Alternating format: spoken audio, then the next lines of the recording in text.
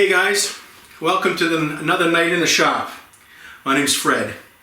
A few days ago I found an ad on Kijiji, and there was some numerous pieces of machining, we'll call it stuff. Got a box of these high-speed cutting bits, a few of these slotting saws, and a couple of these old, looks like some South Bend high-speed tool holders, which I'm going to put on Kijiji and get rid of, or if somebody wants them, they can email me.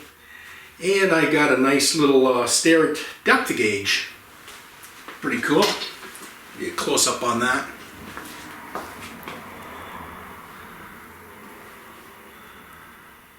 So this whole mess was about 60 bucks, but it's amazing. I was going through them all and all the different grinds that guys did compared to what we do now with carbide bits.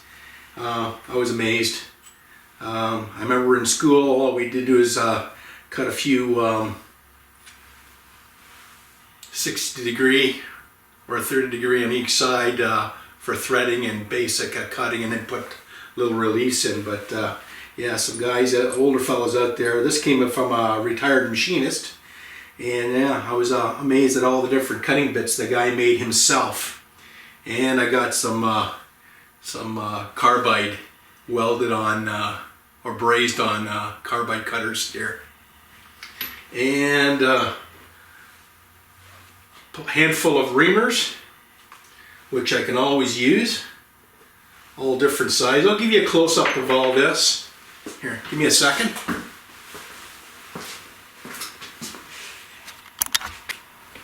So yeah, these are all the cutters, the big box of cutters, a little box of reamers, like I said, the slitting saw, and this very old stair depth gauge, and the two tool holders, and some other odds and ends, some more high-speed cutting steel, some cut-off blades, another whack of quarter high-speed steel blades here, and you can see all the different designs in the cutters that a lot of old retired guys made to do cutting on their lathes. It's just amazing. So yeah, I thought this was a pretty good deal. I didn't have to pay too much for all this, but I thought it was well worth it to have this little bit of, I guess, history. Anyways, enough of that. I got a little job here that's on the go, and we'll come back to that.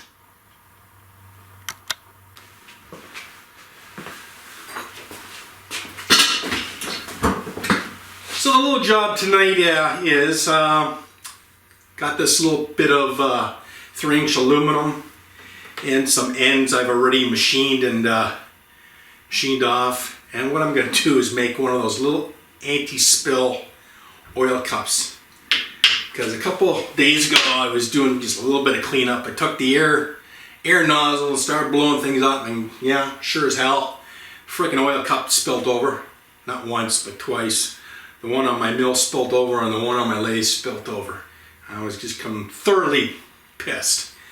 You know, oil all over the damn place. So, I know a couple of guys on YouTube who've done this, so I'm going to give myself a shot at this and make these little cups. Anyways, we'll get to it as soon as I get this thing set up on the lathe. Okay guys, we're back. What I've done inside here, I'll give you a close-up here, is I've made a mark.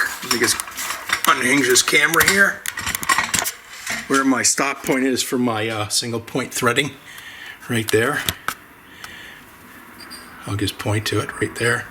That's a 3/4 of an inch, and we're going to thread that with the a regular high-speed steel, ground down to 60 degrees, 30 degrees on each side, and I used my handy dandy little fishtail to make sure it was dead on. So let's get on with it.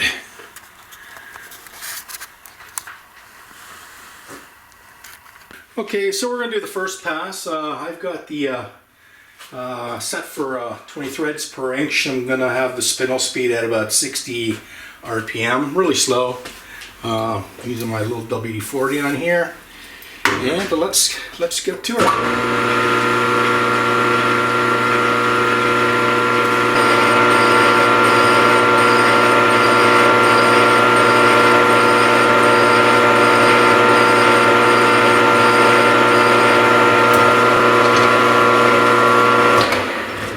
Check the threads on that.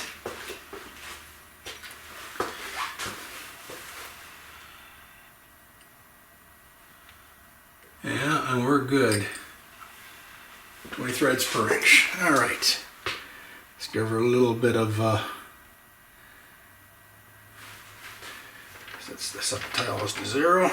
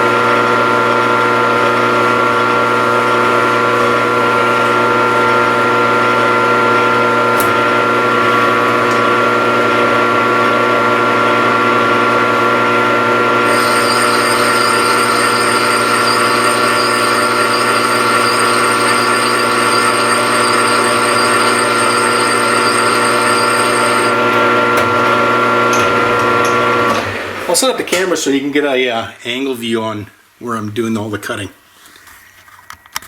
Sorry guys, I don't have a better tripod. Hopefully Santa hears my cry. But I'll do the first cut here, and then I'll come back when we're near the finished cut.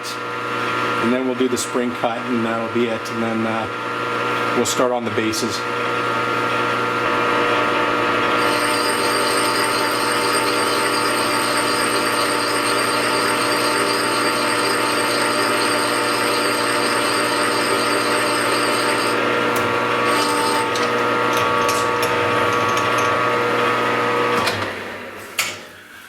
Okay, so I'll get back to you guys when I've got it almost all cleaned out now, and or completely threaded, and then I'll come back when on the spring cut. All right. So guys, I found a way. I attached the camera to a indicator stand so you can get a view of how I'm doing this.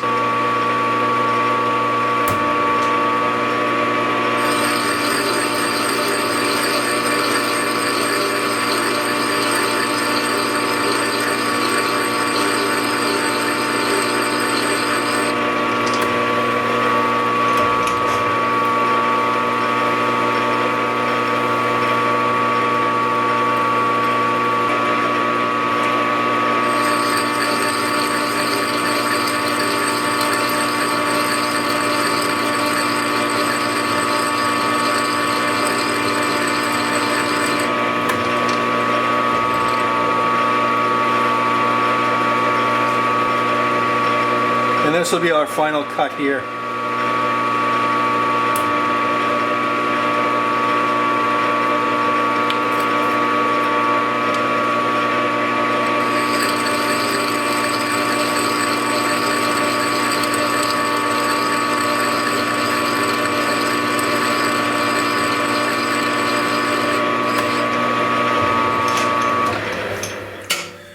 All right, I'll get back to you when I got the bottom plates or the bottom housings in and ready to go.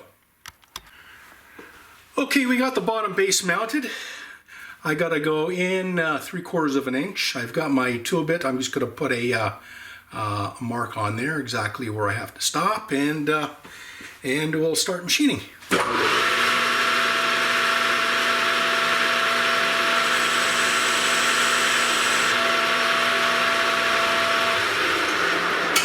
I got to bring this section here down to 2.950, and then we'll thread it and fit it to the other rim.